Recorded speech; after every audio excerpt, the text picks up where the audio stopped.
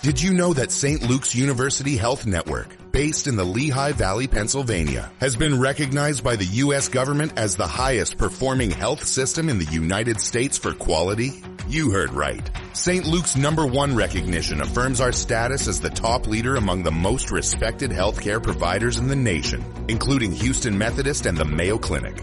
To state it simply, if you want to receive the best care when you go to a hospital, come to St. Luke's. Here is the great Rich Lowry, editor-in-chief, National Review. Did you hear that unbelievable 40-minute conversation I had with President Trump yesterday?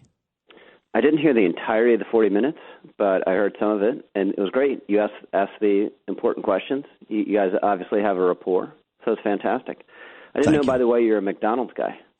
Yeah, I like the Egg McMuffin with a hash brown and a small orange juice. It's not crazy big in calories. You know, I heard Greg Kelly talking about he lost 11 pounds, which I lost 11 pounds amazingly. We have a lot of similarities these days, me and Greg Kelly. So I'm kind of watching what I'm eating. No late carbs, very few desserts, if any at all. But I will still every now and then cheat with an Egg McMuffin, hash brown, and small orange juice. And Rappaport knows it. We used to do videos way back when, Rich, when Bernie was still alive. And they would catch me eating my McDonald's and then put it on Instagram. Then we reached out to McDonald's and said, hey, how about advertising on Sid's show? He loves it. And they hate me, so they didn't do it. Well, I think underappreciated McDonald's breakfast offering is pancakes. The thing is, you got to be eating in to eat those pancakes, but they're good. No, they are good. They are good. So, big McDonald's fans on the show this morning. So we'll see if Rappaport, he is going to do it eventually. I think he will. Everybody's running for mayor. You know, look, this guy's doing such a horrendous job. He comes out yesterday with this new $125 billion budget. He's bragging that he closed the gap, right? Just a couple of weeks ago, he's talking about property tax increases. He's talking about second home tax increases. And this governor, she's a complete waste of time. She found $8 billion. The state's broke. The city's broke. But Hochul found $8 billion over 2 years to help this Mensa mayor out. In the meantime, between the two of them, they're destroying this place. Yep. He's not just a socialist. He's not a serious person. So those are not good combinations. Even if he were a conservative, I think he's completely light. He's never done anything in his life and wouldn't be capable of running the city. So, and they add communism on top of that. It's not a good combination. It's not very good. Let me get to this China trip. He's there now, and of course, Trump is set to meet with President Xi tomorrow. And the question is, was this about Iran or about business? And at least with me yesterday and in many interviews since, President Trump is making it sound like business. I mean, look, folks, he's taking 17 CEOs to China. Some big names you recognize: Larry Fink, Tim Cook from Apple, Elon Musk, Kelly Ortberg from Boeing. Just 4 of the 17 names.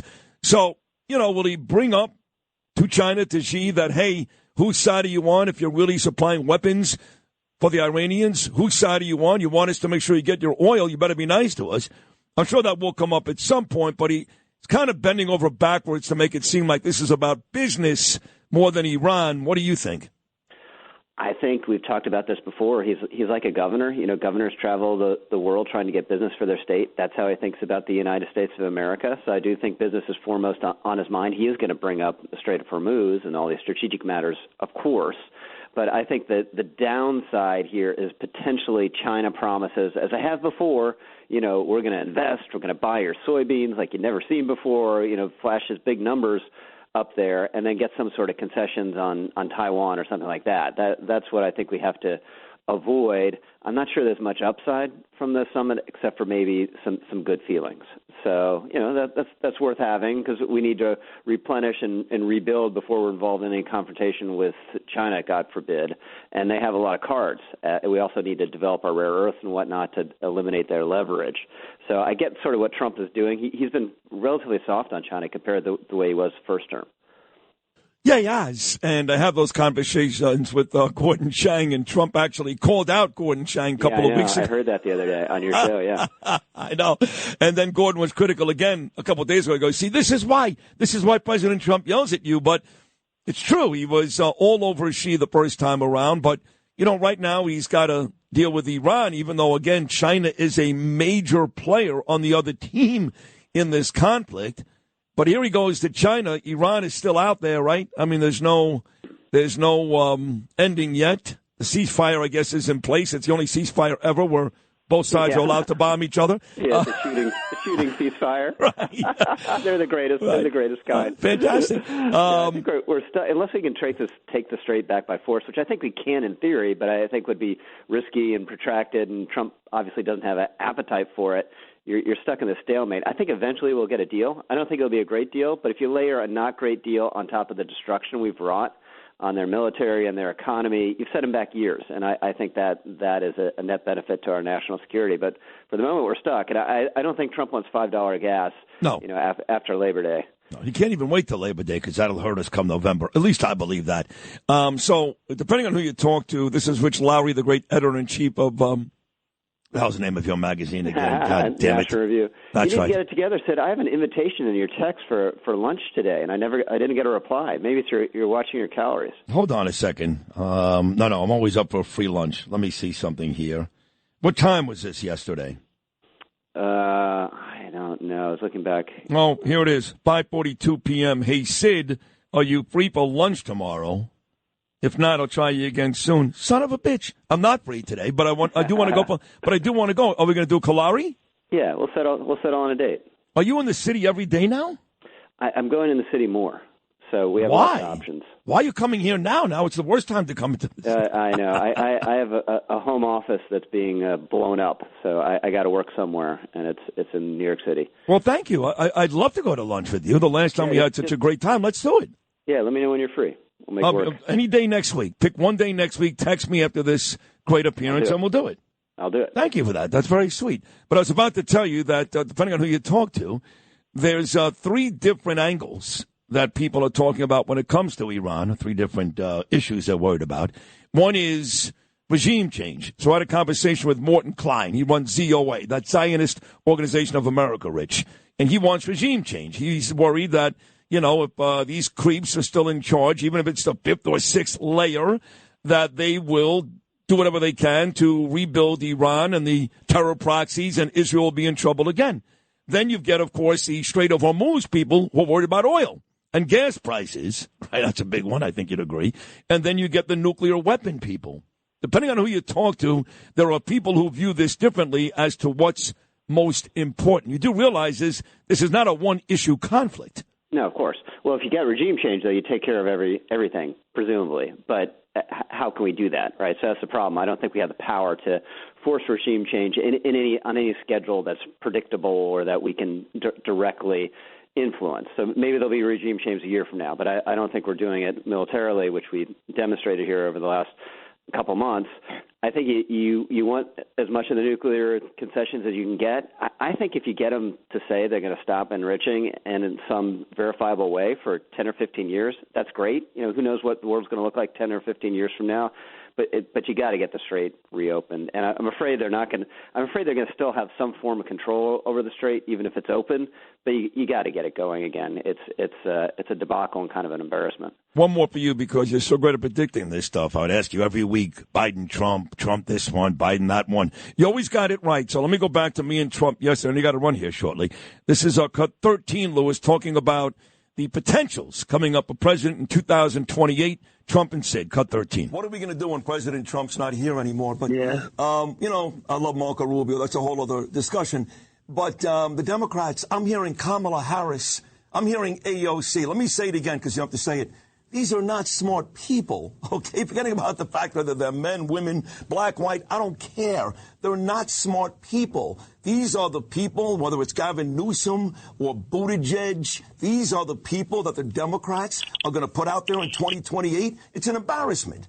Yeah, well, it's not good, and we do have a good bench. I will say we have a great bench. We have some great people, as you know, and we're doing great. The economy is going to be unbelievable as soon as this war ends. It already is. They said we just broke the record for the best stock market.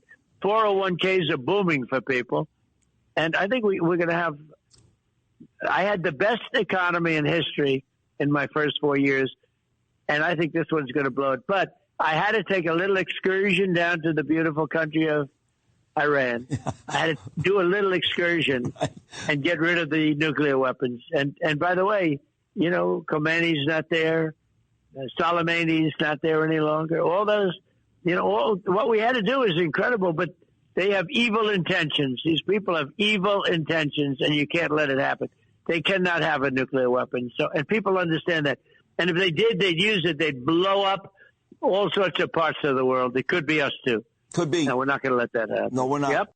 Not going to let that happen. But going back to the beginning of that conversation, talking about the potentials for 2028, I listed a bunch on that left side, and maybe I left out Shapiro out of Pennsylvania, maybe out of Kentucky, Brashear. He's getting some legwork here the last couple of weeks. But talking about benches, is it even close, Rich?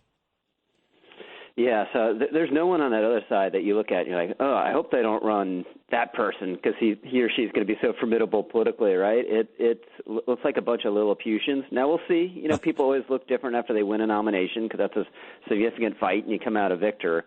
But this is the best thing Republicans have going for them at the moment. As a Democratic Party, its image is still in the toilet, and they seem to have no idea how to climb out. Bottom line, Rich, amazing appearance as always. Thank you for the lunch date. We will definitely do it next week. I love you. Thank you, pal. Awesome. Talk soon.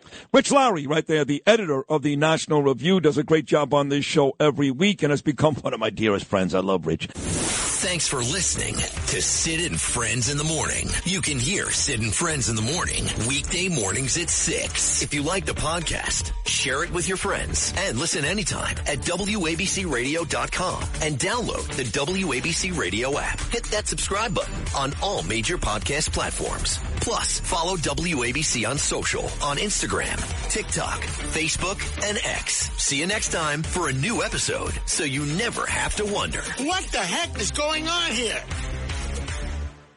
77 WABC and Bergen Newbridge Medical Center honor the life of legendary broadcaster and our friend, Ernie Anastas. Hi, it's Ernie Anastas. You know, your thoughts can affect how you feel. Bergen Newbridge Medical Center is the largest hospital in New Jersey, providing comprehensive, equitable, compassionate, and high-quality emergency inpatient and outpatient medical care, plus mental health services and substance use disorder treatment. The Bergen Newbridge team can address your total health needs in one convenient location. Call 201-225-7130 for an appointment or newbridgehealth.org.